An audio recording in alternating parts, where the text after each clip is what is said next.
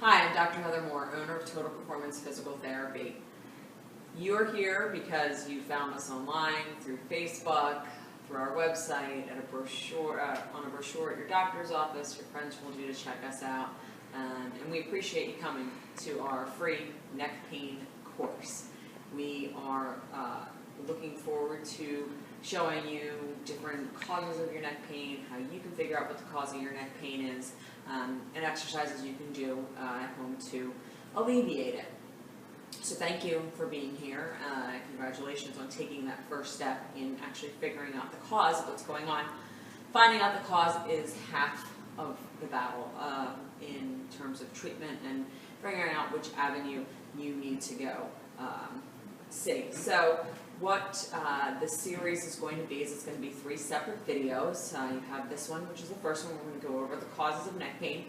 In a couple days, you're going to get video number 2, which is going to go through how to diagnose neck pain and how to differentiate different signs from neck pain.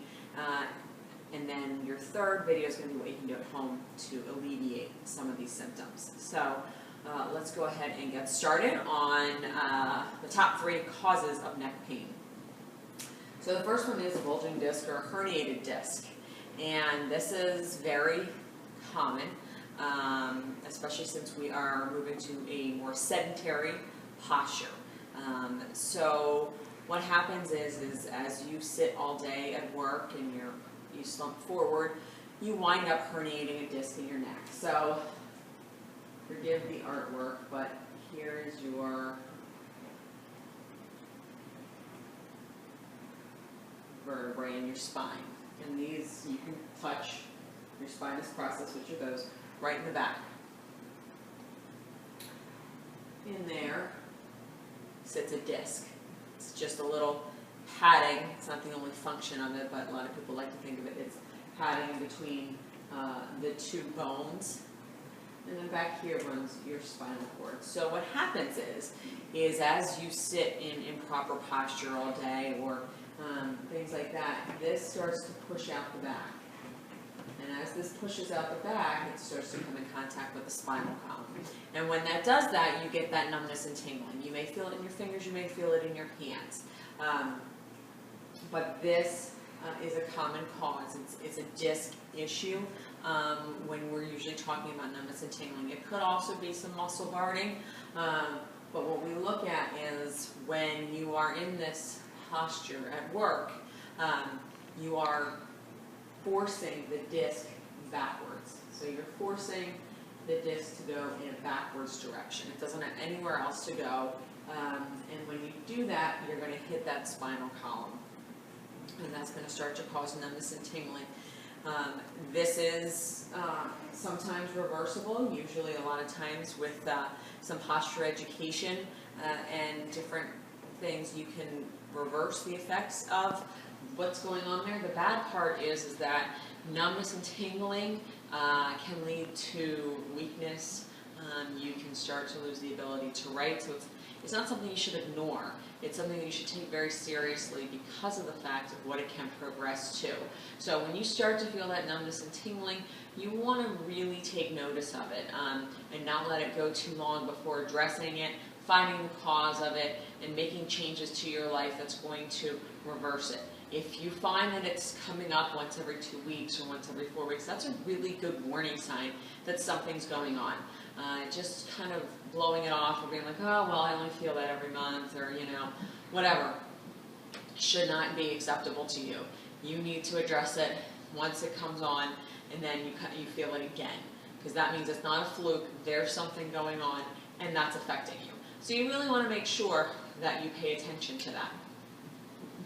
Number 2 is stenosis. So a lot of times with stenosis, you're going to find the narrowing, and it's going to start, this canal is going to narrow, and it's going to start to compress on that spinal column.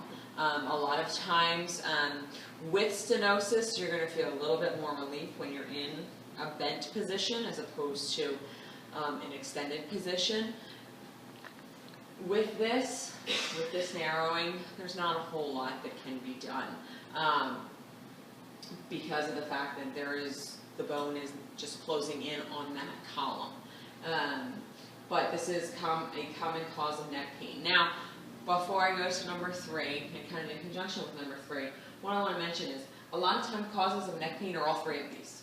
So it's very rare, especially people who have let neck pain go on for a while, which is common. Most people with any kind of pain, you know, let it go until it's 3 months, 6 months, whatever. So now, all of a sudden, what may have started as stenosis is now going over to disc and then into muscle guarding. So know that, you know, as you're going through these videos and you're learning all about neck pain and you're learning about how to diagnose it, you're not looking to fit yourself maybe into one little box. And you may be like, well, I have a little bit of this, then I have a little bit of the numbness and the tingling, but then I have a little bit of this too. Perfectly normal. With this is something that's diagnosed very commonly on an MRI. Bulging discs, about 70% of the population have them. So it's not uncommon for these two to go in conjunction with one another. So muscle guarding is the last one. Probably the biggest thing that we treat is muscle compensation here. And if you've seen any of our other online courses, you will know that this is probably the biggest thing we treat in knees and hips and things like that. Why? We never really see people right when the numbness and tingling starts, or right when they start to get neck pain. People wait a month, 2 months. They wait till that scope of life begins to narrow, and all of a sudden, you know, they couldn't, you know, sit for a day without a tingling. Now it tingles all day, or now it wakes them up at night. There's usually a progression of loss of function that we see before people come in to see us. A lot of times, if we had seen you just when the disc was an issue, right away, we wouldn't get to muscle guarding. We wouldn't get to muscle pain, but a lot of times, that's not the case. So we see you further along in the process, and this has kicked in. So how do you decipher if you have muscle guarding, or muscle tension, muscle compensation? Headaches are a big one, okay? Another thing you can do right now is try and push your shoulders down to the ground. Okay? I bet many of you out there just did that and felt your shoulders drop a few inches. Some people might, you know, they might have gone down significantly. That is muscle guarding. If you experience headaches, if you experience pain when you sleep, if you have a stiff neck when you wake up, if you have pain at work or soreness at work, if you can't sit at work because of tension headaches, so on and so forth. If you can't turn your head when you're driving, if you can't turn your head to one side or the other. These are all indications of muscle guarding, muscle compensation, muscle issues, okay?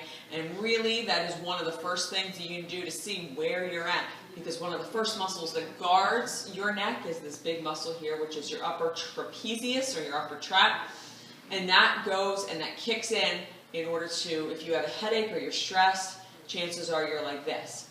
One of the things that you can do, if you notice that as you try to drop your shoulders, they really went down, check it a couple times tomorrow, you know, and I guarantee you every time you check, you're going to be up here when you should be down here and relaxed, okay? This changes everything. This changes how your discs react. This changes how your muscles react. This changes how your ligaments react, how your whole spine reacts. So it's a big deal, and you can't walk around like this forever. Now, the problem is that until you recognize you're doing it, you don't know you're doing it, because this is a natural reaction. And until I said something, you probably had no idea your shoulders were up. So you have to be aware of the process of muscle guarding and the fact that it's going on and that it's there, and what we can do to fix it. So again, the common causes of the neck pain, you have your bulging or herniated disc stenosis and muscle guarding. The sooner you get these diagnosed, the sooner you figure out the cause of your neck pain, the quicker we're going to be able to help you, the quicker you're going to be able to help yourself and correct the path that you're on. But not understanding and playing in ignorance is bliss card is not the way to go, especially with neck pain, because of all the nerves going in and out of your spinal column that can be affected, and can be affected all the way down to your hands. If you have a story, you want us to hear it, and you have some problems, you're not sure how all this fits into what you've got going on, just reply to this email. It's my personal email. It'll go right to me, and I will make sure that myself or one of our neck pain specialists gets in touch with you so we can understand a little bit more about what's going on with you if you're confused or if you think you fit into all these categories and you don't know what to do. Again, that's coming in videos 2 and 3, but if we'd love to hear your story, we'd love to hear what's going on with you. If you find yourself experiencing neck pain, something that's getting worse, especially when you start to narrow your scope of your life and start limiting things, that's when we really have a problem. Stay tuned for video number 2, where we're going to go over some different ways you can diagnose the differences in neck pain.